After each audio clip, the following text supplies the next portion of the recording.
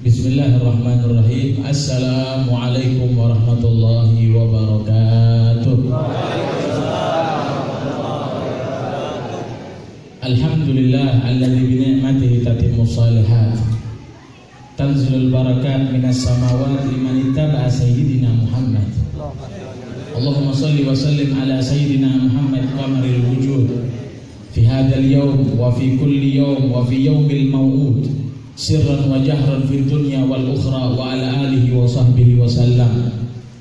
Para hadirin yang dimuliakan oleh Allah Subhanahu wa taala, yang sama-sama kita hormati para habaib, para alim, para ulama, para ustadz, serta tokoh masyarakat dan para pecinta Rasulullah sallallahu alaihi wasallam. Wabil khususnya kepada guru kita sahibul majlis Ustadz Wayan Nasrul Huda. Mudah-mudahan Allah Subhanahu wa taala berikan keberkahan kepada beliau, afiah, panjang umur, serta semuanya para ustadz yang hadir dan habaib, mudah-mudahan diberkahi oleh Allah Subhanahu wa taala dan dijadikan kita semuanya para pecinta Nabi Muhammad yang hakiki, ya, sehingga kita semuanya berhak mendapatkan syafaat di telaganya. Amin ya rabbal alamin. Para hadirin dan hadirat yang dimuliakan oleh Allah Subhanahu wa taala, juga terima kasih kepada teman-teman daripada Laskar Bali, ya, yang telah mengawal. Tadi saya kayak presiden, Pak, dikawal, masya Allah. Mudah-mudahan terus, karena dakwah itu tidak mesti ceramah begini, enggak, ya, mengawal orang soleh, mengawal dai, mengawal, semuanya itu merupakan dakwah. Insya Allah semuanya kita dijadikan orang-orang yang termasuk mendakwahkan syariatnya Nabi Muhammad. Allahumma shalli wa sallim wa barik alaihi wa ala alihi. Para hadirin dan hadirat, ibu-ibu dan bapak-bapak sekalian, ngajinya yang serius ya, karena nanti di akhir saya akan memberikan hadiah bagi yang bisa menjawab daripada pertanyaan saya. Rahasianya apa? Rahasia. Hadiahnya apa? Rahasia. Nah, kalau sampai saya kasih tahu nanti mungkin bagi sampean tidak berharga, hanya malas dengan pengajian. Ya, didengarkan, diserap, nanti saya berikan pertanyaan satu-satu buat bapak-bapak, ya, satu buat ibu-ibu. Yang nggak bisa saya lempar, ya, secara bergantian dan seterusnya. Kita ngaji bersama-sama. Alhamdulillah, kita bersyukur kepada Allah Subhanahu wa taala. Kita duduk semuanya ini, ya, insya Allah masih dalam suasana tahun yang baru. Ya, tahun yang baru. Artinya kita sudah tahu semuanya. Mungkin sekarang itu kan kita untuk memetik ilmu itu nggak susah, apalagi sudah live begini semuanya. Ada live, zamannya medsos, ya, zamannya memang viral, ya. Hati-hati sampean, kalau aneh-aneh sampean bisa viral, ya, hati-hati. Tapi kalau yang suka terkenal ya sudah, ya. Intinya kita semuanya di zaman ini mudah sekali untuk mendapatkan ilmu. Ya, maka dari itu kita sudah tahu, mungkin kita sudah dengar tahun baru itu kita harus hijrah begini, begitu dan seterusnya para hadirin. Namun yang perlu kita garis bawahi adalah, ya, kita amalkan daripada apa yang kita dengar. Setiap hari, setiap minggu dengar pengajian, ya, hadir pengajian, setiap hari lihat YouTube, tapi masuk kamar mandi masih pakai kaki kiri, ya, makannya pakai tangan kiri. Zikir setiap hari bagus, ya, tapi mana amalnya? Gak perlu hadirin, sampean itu mau mengamalkan banyak wirid sampai terbang sampai nanti. Ya, yang terpenting ini dari hal yang kecil, karena gunung itu gak jadi gunung kecuali dari kerikil. Iya apa tidak? Maka dari itu kita amalkan. Dan di tahun yang baru ini para hadirin, kita semuanya harus lebih fresh lagi. Jangan galau. Ya, dengan apapun yang terjadi, sudahlah, jalanin aja wong kita ini semuanya tamunya Allah. Kita ini hidup tamunya Allah atau bukan? Kalau kita semuanya sumpah galau, Allah Ta'ala marah dengan kita. Ya gak usah tahu, jalanin aja sudah. Bagaimanapun itu semuanya bersumber daripada Allah Subhanahu wa ta'ala. Maka dari itu para hadirin yang dimuliakan oleh Allah Subhanahu wa ta'ala, kita ini diberikan nasihat yang dikutip oleh Al-Imam Al-Hafidh As-Suyuti dalam kitab Jam'ul Jawami'. Dikatakan bahwasannya ada nasihat yang berharga yang mungkin bisa kita jadikan sangu untuk melewati setiap hari di tahun yang baru ini. Apa kata beliau nasihatnya? Nasihat ini yang bersumber daripada Nabiullah Khidir ala nabiyina alaihi afdhalus salatu wassalam, yang dinasihatkan kepada Nabi Musa. Yang mana Khidir itu ulama sepakat, ya, jumhur kebanyakan daripada ulama bersepakat bahwasanya Khidir itu adalah seorang nabi. Tapi hanya sahabat Ibnu Sirin ya dan beberapa segelintir daripada ulama yang mengatakan bahwasanya beliau bukan seorang nabi. Intinya nasihatnya sangat bagus. Insya Allah kita bisa jadikan sahu hadirin untuk melewati setiap hari-hari yang akan kita lalui di tahun yang baru. Apa nasihatnya? Beliau mengatakan bahwasannya ya ibn Imran. Beliau mengatakan, Khidir mengatakan kepada Nabi Musa, wahai anaknya Imran, kata beliau, ij'aliz zuhda wa taqwa libasak. Wahai Musa, wahai anaknya Imran, jadikanlah zuhud dan takwa ini adalah pakaianmu di tahun yang baru. Yang mana kita itu memerlukan pakaian dua hadirin. Pakaian batin dan pakaian zahir. Kalau sampean memakai pakaian batin, ya zikir terus tapi tidak dipakai, tidak memakai pakaian, nggak sah sholatnya. Gimana mau sholat auratnya terbuka? Dan begitu juga kalau sampai hanya pakai baju bagus-bagusan, baju hadir majlis setidaknya baru bagus, hanya pamer-pameran. Ibu-ibu tuh biasanya kalau pengajian pakai emas, sholat id pamer-pameran biar tahu lebaran, apalagi lebaran sampai rela ke pasar bikin yang imitasi pak. Buat apa? Biar dilihat cakep dan seterusnya. Maka dari itu nggak bagus ya kalau tidak seimbang di antara keduanya. Maka dari itu kita diajarkan, katanya Khidir kepada Musa, ya ibn Imran ijal zuhda wa taqwa libasan. Jadikanlah ya, zuhud itu pakaian dalam kamu, pakaian luar kamu. Ya. Dan pakaian dalamnya apa? Takwa kepada Allah Subhanahu wa taala. Zuhud itu apa sih? Ada mungkin di antara kita sudah mengerti sedikit banyak tentang zuhud, ya. Yang mana zuhud itu para hadirin di atasnya daripada wara. Ya, wara itu adalah berhati-hati terhadap hal yang syubhat, yang gak jelas halal haramnya, berhati-hati. Tapi kalau zuhud di atas daripada itu, ya kalau muka-muka kayak sampean ini gak usah tinggi-tinggi pak. Ya pokoknya sampean berhati-hati terhadap hal yang gak jelas saja, hal kehalalannya itu udah cukup, udah tinggi. Ya kenapa? Karena kita ini akhir zaman manusia. Ya kenapa? Bahwasanya dikatakan oleh Imam Al-Habib Ahmad bin Hasan Al-Attas, beliau mengatakan di akhir zaman ini suatu yang halal itu kehalalannya sangat sedikit di akhir zaman. Kenapa? Bahkan beliau mengatakan di akhir zaman itu akan ada sesuatu yang tidak ada lagi halal kecuali yang paling halal itu ketika hujan, ya hujan turun itu sampean buka tangan sampean minum dari sana. Itu yang paling halal. Kenapa? Ini buatannya Cina dan seterusnya, nggak tahu halalnya, buah ya dirabuk mungkin atau makanan dapatnya dari mana, karena kita kan bukan wali ya. Kalau wali santri ya, wali santri semuanya kita ini. Tapi kalau wali Allah semacam guru Habib Ali Hafiz, Habib Maulid, Habib Abu Bakar bin Abdullah Al-Attas, hadirin itu kalau diberikan makanan yang tidak jelas halalnya itu tangannya bergerak. Ya. Kalau sampean kan perutnya yang bergerak, semakin kurang dan seterusnya. Maka dari itu hadirin yang dimuliakan oleh Allah Subhanahu wa taala, kalau kita bisa zuhud di akhir zaman ini bagus. Dan ambil kabar sampean termasuk daripada salah satu kekasihnya Allah Subhanahu wa taala. Kekasih Allah itu kan tidak termasuk yang pakai baju perang kayak begini ya. Pakai imamah, pakai rida, enggak mesti. Sampean tahu Uwais Al-Qarani itu beliau dilemparin Pak sama warganya, dikira orang gila, bajunya copang-camping tapi kasih Allah. Ya. Apalagi kita 40 orang nih lebih dikatakan tidaklah berkumpul, hadis dhaif kalau tidak salah saja. Ya, tidaklah berkumpul 40 daripada umatku melainkan ada kekasihnya Allah Subhanahu wa taala. Bahkan Habib Ali Habsyi mengatakan bahwasannya ketika beliau berkumpul pengajian semacam ini Pak, ya beliau mengatakan tidak ada wali Allah yang duduk di depan bersamaku, nggak ada. Yang nggak menjamin, artinya nggak jamin pakai baju imamah, rida bagus, nggak menjamin, bisa jadi kata beliau. Dan beliau mengatakan, aku lihat walinya Allah itu yang sedang menuangkan daripada kopi. Masya Allah. Artinya kekasih Allah ini ya tidak mesti ya. Yang penting hatinya bagus dan hubungannya kepada Allah bagus, apalagi memiliki rasa zuhud kepada Allah Subhanahu wa taala. Ya, dan sampean mau kaya atau tidak? Oh, suka PC semua ini. Suka duit semua. Sampean memang umat Nabi Muhammad di akhir zaman ini pada tawadu semuanya, Pak. Apa itu? Tahu warna duit. Ya. Mau kaya atau tidak? Mau. Orang kaya itu masuk surganya terakhir loh. Mau atau enggak? Mau atau tidak? Beneran? Masuk surga terakhir nggak apa-apa dah. Yang penting hidup di dunia dulu makmur kan begitu. Ternyata zuhud itu, ibu-ibu dan bapak sekalian, adalah kunci kita semuanya untuk menjadi orang yang kaya di sisi Allah Subhanahu wa taala.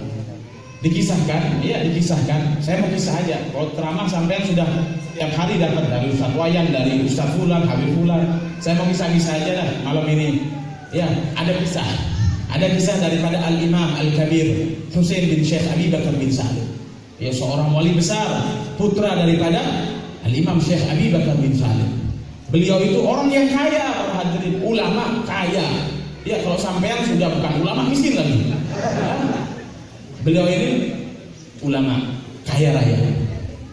Beliau ditanya, wahai Imam, wahai Habib, kenapa engkau ini bisa jadi seorang yang kaya raya? Kuncinya apa, Habib? Beliau mengatakan, engkau mau aku berikan resep agar dunia itu ngikut kepadamu.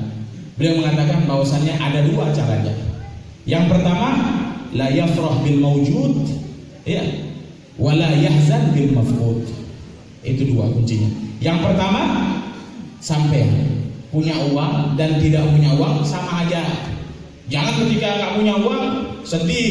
Ini corona sampean, jangankan sama Allah, sama manusia sampean curhat. Saya sampai capek bu, ya nggak tahu di Sri di sini nggak tahu. Ketika ketemu orang sepi kerjaan. Kalau punya uang sampean lari dari saya. Tapi kalau nggak punya sepi, apalagi ngelihat orang mau minta sumbangan pengajian lagi, sudah pura-pura tidur aja dan seterusnya. Di akhir zaman apalagi? Jangan. Katanya Habib Ali Habsyi, para hadirin, dalam perkataan beliau dalam kitab Mawaidul Jaliyah fi Kalamil Aliyah lil Habib Ali bin Muhammad Al-Habsyi, beliau mengatakan bahwasannya ini ya ma bada rafa'tu yadi wa natlubu dunya ma Allah Subhanahu wa taala. Saya, kata beliau, sama sekali tidak pernah meminta kepada Allah, mengangkat tangan saya untuk meminta dunia kepada Allah Subhanahu wa taala. Dan kita bisa lihat dan ukur diri kita. Kalau kita ngangkat tangan mintanya apa? Oh, hadir pengajian aja minta tokonya biar rame kok.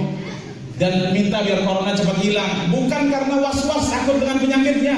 Tapi ya, buka toko itu ada batasannya ketika wabah corona hadirin. Beliau mengatakan bahwa saya tidak pernah mengangkat tangan saya untuk meminta dunia kepada Allah Subhanahu wa taala. Kemudian Habib Husain bin Syekh Abi Bakar bin Salim ini, para hadirin, beliau itu subhanallah, dan dilihat oleh para muridnya, praktek beliau dalam kehidupan begitu, dalam bisnis begitu juga. Sampai-sampai, para hadirin, ya, sampai-sampai dikisahkan bahwasannya suatu saat beliau itu mengirim kurma Yaman ke Irak. Ya, kalau kita lihat Yaman itu, sampean bisa lihat, Yaman itu tidak ada sesuatu yang enak di dalamnya kecuali banyaknya wali di dalamnya. Kurmanya kalau dibandingkan dengan kurma Irak ya jauh, para hadirin. Sampean yang sudah berangkat haji bisa merasakan juga, ada kurma Yaman, kurma Irak, ya, kurma Mesir dan seterusnya. Paling enak kurma mana? Kurma Irak. Kenapa paling mahal dan kualitas yang paling bagus? Ini Sayyidina Syekh Husain bin Abi Bakar bin Salim malah mengirim kurma Yaman ke Irak. Artinya percuma, orang-orang melihat, waduh, ini orang gendeng apa gimana ya? Ya, dibilang orang nggak waras. Kenapa? Di sana udah ada kurma ya. Beliau mengatakan, kamu lihat, ini bentuk zuhud saya kepada Allah. Kurma saya akan laku mahal, kata beliau. Sudah dikirim, sudah percaya nggak percaya udah. Akhirnya dikirim itu kurmanya sampai di Irak, hadirin. Subhanallah, ketika sampai di Irak itu, hadirin, terjadi wabah yang melanda kota Irak semuanya, sehingga nggak ada kurma. Dan ternyata kurmanya Sayyidina Husain bin Syekh Abi Bakar bin Salim ini menjadi obat bagi setiap yang memakannya daripada wabah tersebut. Bahkan orang-orang berbondong-bondong untuk membeli, rebutan belinya, hadirin, sampai dihargai satu butir kurma dengan 1 dirham. Masya Allah, 1 dirham itu sekarang berapa? 70.000 ya. Sampai nggak tahu rupiah toh taunya. Ya, dolar tahu nggak? Berapa sekarang kurs dolar? Masya Allah, pintar, suka uang kan? Ya, artinya satu kurma, 1 kilo aja nggak sampai 1 dirham kok, ini 1 kurma. Kenapa? Karena berkatnya zuhudnya beliau kepada Allah Subhanahu wa taala. Sampai begitu. Kalau kerja ya kerja, kita butuh dunia semuanya. Kalau nggak kerja nggak makan, kan kita gitu kan? Ya, yang penting kita semuanya ketika ada dan tidak ada kita biasa aja. Ya, wong dunia tempatnya kita nggak selamanya kok. Bahkan Al-Imam Asy-Syafi'i radhiyallahu anhu wa arda, beliau mengatakan, para hadirin, innalillahi ibadun futana talaqud dunya wa khafal fitana falamma nadharu fiha alimu annaha laysat lil hayy watana ja'aluha lujjatan wattakhadhu salihal a'mali sufana, kata beliau. Ini nasihat bagi kita semuanya hadirin, bahwasanya beliau mengatakan orang yang cerdas, Allah itu menciptakan sekelompok hamba yang cerdas, beda dengan orang yang lain, kata Allah Subhanahu wa taala. Beda dengan orang yang lain, yang mana sifat daripada hamba Allah yang istimewa itu adalah ya, innalillahi ibadun futana, ya, talaqud dunya wa khafal fitana. Dia menolak daripada dunia, artinya ketika dia punya dan tak punya itu biasa saja, ya biasa saja, wong titipan daripada Allah Subhanahu wa taala. Falamma alimu, ya, ketika dia sudah tahu itu semuanya, annaha laysat lil hayy watana. Enggak ada di antara kita yang hidup selama-lamanya, hadirin, enggak ada. Wong orang sekarang sehat, ya. Apalagi di akhir zaman, Nabi bilang bahwasannya di akhir zaman itu akan banyak daripada umatku itu yang mati yang mendadak. Sampean bisa hadir majelis malamnya, bisa saja besok pagi sampean aja, saya belakangan, ya kan sampean yang menjawab. Maka dari itu, itulah keadaan dunia. Nggak ada di antara kita yang selama-lamanya. Kita tahu itu, tapi mana prakteknya? Setiap tahun kita semuanya terlena dari itu semuanya. Yang ngomong juga, ya makanya saya belajar, ya saya ingin selalu belajar, dan Anda juga semuanya. Mari kita belajar di tahun yang baru ini. Dan sifat daripada hamba Allah Subhanahu wa taala yang cerdas itu apa? Ya, ja'alu halujatan, ya. Dijadikan dunia ini hanyalah sebagai seperti kolam renang gitu loh, untuk nyebrang, ya. Wattakhadhu salihal a'mal sufana, dan perahunya sebanyak-banyaknya amal soleh yang menyebabkan kebahagiaan di dunia dan di akhirat. Hadirin yang dimuliakan oleh Allah Subhanahu wa taala. Mau kisah lagi? Perlu kisah lagi? Ada kisah, ya. Di zaman dinasti Abbasiyah. Siapa dinasti Abbasiyah? Dinasti setelah daripada dinasti Umayyah. Yang mana pada waktu itu, hadirin, ada orang yang zuhud. Bahkan beliau belum buka toko itu udah diantriin oleh orang. Apalagi buka, terus dikejar sama dunia. Sampai dia mengatakan, ya, bahwasannya saya sudah capek dikejar dunia. Kalau sampean kan nggak ada capeknya. Mau subuh, mau malam, nggak tahu. Pokoknya kalau rame aja tokonya terus sampai Ramadan nggak mau taraweh. Tarawehnya di pertama aja. Ya, kedua, ketiga, udah wassalamualaikum warahmatullah. Sampai ada istilah di tengah-tengah masyarakat kan, al-awwalu wal. Ya. Akhirnya hadirin, beliau ini mengatakan kepada salah satu temannya, bagaimana ya caranya supaya saya ini tidak dikejar-kejar lagi dengan dunia. Akhirnya temannya menjalankan, kamu kalau mau sholat Jumat datang lebih awal, duduk di shaf yang paling depan. Oh begitu. Kenapa? Dia mengatakan rajanya dinasti Umayyah itu nanti akan datang sholat Jumat. Ketika datang, ya, kamu pukul imamahnya, kopiahnya kamu pukul sehingga kamu akan dimasukkan ke dalam penjara. Dan ketika kamu di dalam penjara, kamu tidak akan dikejar-kejar oleh dunia, oleh duit. Akhirnya dia mau, sudah marhaba, dia bilang. Akhirnya dia sholat Jumat datang di awal. Ya, gak kayak sampean datang Jumat kan hotel sudah naik, ya baru datang. Sama juga saya kadang-kadang. Ya, terus hadirin, akhirnya beliau duduk di depan, datang raja. Ketika raja datang langsung dipukul kopiahnya raja, jatuh hadirin. Kemudian mau dipegang sudah. Akhirnya raja mengatakan terima kasih, jangan dipegang, jangan. Dia bingung, kenapa kok saya nggak di penjara? Akhirnya ternyata di kopiahnya raja itu ada hewan yang mana kalau dibiarkan itu hewannya akan menyengat raja dan rajanya bisa mati hadirin. Akhirnya rajanya mengatakan, ya sudah, saya berikan sebagai imbalan, ya, rasa terima kasih saya berikan setengah daripada kekayaan saya untuk orang tersebut, tambah kaya hadirin. Sampean makanya kalau mau kaya zuhud, tapi zuhudnya jangan biar kaya, untuk mendapatkan ridho Allah Subhanahu wa taala. Dan masih banyak lagi kisah-kisah hikmah tentang zuhud. Yang minimal kalau kita tidak bisa zuhud, yang penting kita bawa. Ya sudah ada sesuatu jualan, jangan nambah-nambahin. Ya jangan pakai ngomong modalnya segini udah dah bayar modalnya, nggak mungkin. Ya, yang beli juga bodoh juga. Ya mau dibodoh-bodohin, nggak ada. Yang nyari rongsokan biasanya banyak rongsokan, timbangannya dibuat bohong-bohongan semuanya. Ya, kalau kita tidak bisa di derajat zuhud, maka kita di bawahnya derajat wara', yang mana kita berhati-hati terhadap hal yang tidak jelas daripada kehalalannya. Kemudian hadirin yang dimuliakan oleh Allah Subhanahu wa taala, dan jadikanlah takwa, ya, takwa. Ya, kalau Imam Ghazali itu mengistilahkan takwa dalam Bidayatul Hidayah itu kan imtithalul awamir wa ijtinabil nawahi, kan menjalankan perintah Allah dan menjauhi daripada larangannya. Tapi Al-Imam Ali bin Abi Thalib, Al-Imam Ali bin Abi Thalib, Imam Masyariq wal Magharib, Amirul Mukminin Ali bin Abi Thalib, sampean ini kalau saya ngomong memuji Sayyidina Ali kayak gini jangan bilang saya Syiah loh ya. Karena ini zaman hati-hati loh hadirin ya. Sampean semuanya akidah itu pegang betul. Ya, jangan sampai akidahnya digoyang ditukar dengan Indomie terus hadirin. Ya kalau keluar daripada Ahlus Sunnah wal Jamaah masih mending lah ya, daripada kalian keluar daripada agama Islam, waliyadzubillah min dzalik. Ya, hati-hati hadirin. Ya, dan ini videonya hati-hati. Dipotong nanti saya hanya bilang wali Syiah. Nah, ada yang lagi datang pengajian saya hadirin. Ya. Makanya Al-Imam Ali bin Abi Thalib. Ya, saya suka dengan Imam Ali itu bukan karena saya Syiah, tapi karena Imam Ali adalah babu Madinatul Ilm, pintu ilmunya daripada Rasulullah sallallahu alaihi wasallam. Beliau mengatakan bahwasannya takwa itu apa sih? Su'ila Imam Ali bin Abi Thalib, wahai Imam Ali, ma hiya haqiqatut taqwa? Wahai Imam Ali, hakikatnya takwa itu apa sih? Ya, beliau menjawab adalah al-khaufu minal jalil, takut kepada Allah Subhanahu wa taala. Ya, dan bukti ditanya lagi Imam Ali bin Abi Thalib, wahai Imam, ma hiya alamatul khauf billah Subhanahu wa taala? Wahai Imam, apa sih tandanya kita itu takut kepada Allah Subhanahu wa taala? Imam Ali mengatakan, berlinangnya air mata kita ketika mengingat Allah Subhanahu wa taala. Pernah nggak kita menangis di tengah malam, atau menangis ketika ya tokonya sepi, ya, atau menangis karena corona ini tidak hilang-hilang dan seterusnya. Beliau mengatakan, bahkan hadirin dalam kitab Mukasyafatul Qulub, Al-Imam Ghazali menceritakan hadirin tentang bagaimana salah seorang hamba hadirin, ya, yang mana dia sudah mau dilemparkan ke dalam nerakanya Allah Subhanahu wa taala, sudah mau dilemparkan hadirin.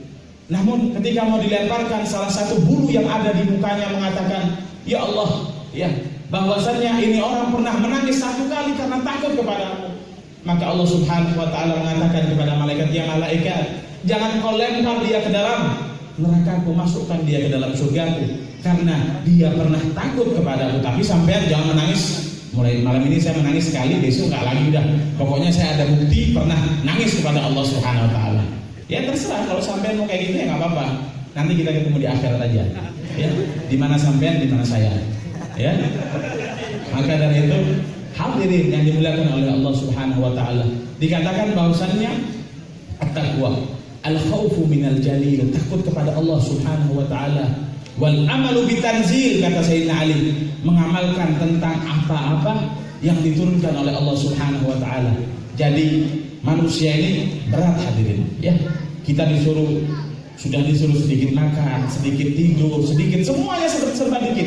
Enggak boleh kita semuanya ya, menikmati daripada, bahkan Allah mengatakan apa? Wa kulu washrabu wala tusrifu innahu la yuhibbul musrif. Innahu la yuhibbul. Allah mengatakan demikian. Bahwasanya makan sampai tapi jangan berlebihan. Berat. Bahkan malaikat sekalipun ketika disuruh seperti kita nggak mampu hadirin. Ya nggak mampu, berat jadi manusia, dia nggak tahu jadi manusia ribet. Ya coba-coba menjadi manusia, akhirnya kan gagal. Ya kan ada kisahnya tuh Harun Marut itu, ya kan?